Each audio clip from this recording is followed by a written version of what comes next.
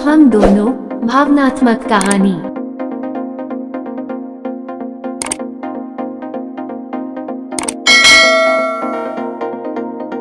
शादी के 3 साल हुए थे और एक दिन पत्नी के मन में ख्याल आया, क्या होगा अगर मैं अपने पति को छोड़कर चली जाऊं? पति का रिएक्शन क्या होगा?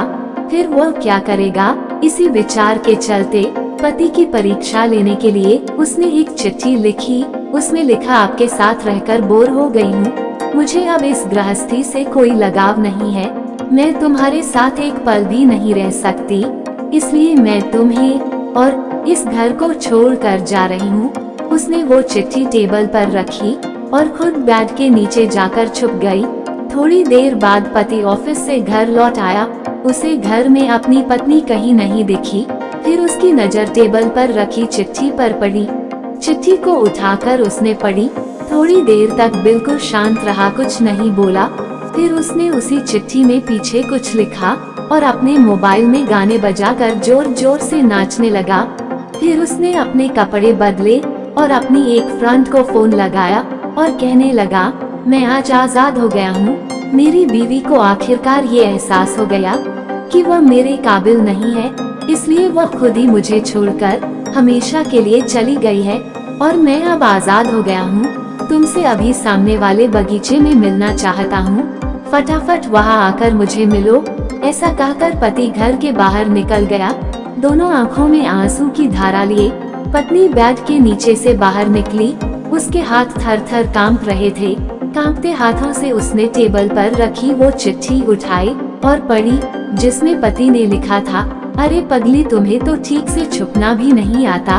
बेड के नीचे से तुम्हारे पैर दिख रहे हैं। तुम जल्दी से गर्मा गर्म चाय बनाओ, मैं सामने के दुकान से बिस्किट लेकर आता हूँ। मेरे जीवन में खुशी तुम्हारे आने से है। आधी खुशी तुझे सताने में है और आधी तुझे मनाने में। आखिर लास्ट में तो हम दोनों ही साथ रहेंगे ना। कभी हम झगड़े, एक दूसरे से लड़ेंगे, एक दूसरे को बुरा भला कहे, फिर भी एक दूसरे पर दादागिरी करने के लिए लास्ट में तो हम दोनों ही रहेंगे ना। जो बोलना है वो बोलो, जो करना है करो। जब चश्मे गुम जाएंगे तब एक दूसरे के चश्मे ढूंढने के लिए लास्ट में तो हम दोनों ही रहेंगे ना। कभी मैं रूठा तो तुम मुझे मनाना, कभी तुम रूठो तो मैं तुझे मना लूंगा। एक दूसरे को लाड लड़ाने के लिए आखिर में तो हम दोनों ही होंगे ना। जब नजर कम आएगा, सुनाई भी कम देगा, तब एक दूसरे में एक दूसरे को ढूंढने के लिए हम दोनों ही होंगे ना। जब घुटनों में दर्द बढ़ जाएगा, कहीं आना जाना भी बंद हो जाएगा, तब एक दूसरे के नाखून काटने के लिए तो हम दोनों ही होंगे ना। मेरी रिपोर्ट तो बिल्कुल क्लियर है, आई एम ऑल राइट बोलकर एक दूसरे को चिढ़ाने के लिए आखिर तो हम दोनों ही होंगे ना। जब हम दोनों का साथ छूटेगा, अंतिम विदाई होगी, तब एक दूसरे को माफ करने के लिए आखिर हम दोनों ही होंगे ना। आखिर में सिर्फ हम और सिर्फ हम दोनों ही होंगे ना। दोस्तों, कहानी खत्म होते होते बीवी का रो रो कर बुरा हाल हो गया। उसे पता चल गया कि उसका पति उससे कितना ज्यादा प्यार करता है। आप भी सच सच बताना, क्या इस कहानी को सुनकर आपकी आंखों में भी पानी आया या नहीं? आपको ये कहानी कैसी लगी? आप हमें कमेंट करके जरूर बताएं।